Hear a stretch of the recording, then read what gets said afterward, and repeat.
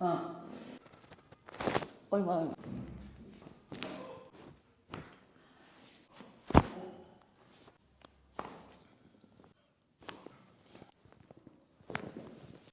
मेरा नाम चंद्रमुखी देवी है।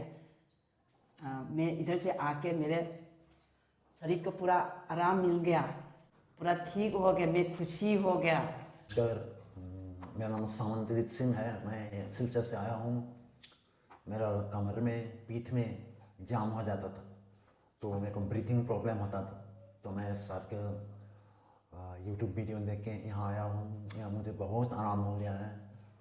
ये सर ने यहाँ जो फैसिलिटी दिया है वो बहुत अच्छा है। यहाँ का स्टाफ बहुत अच्छा है। यहाँ जो ट्रीटमेंट मिल रहा है बहुत अच्छे दर्जे का है। मैं इनका शुक्रगुजार हूँ कि मुझे ये अवसर यहाँ मिला। Thank you.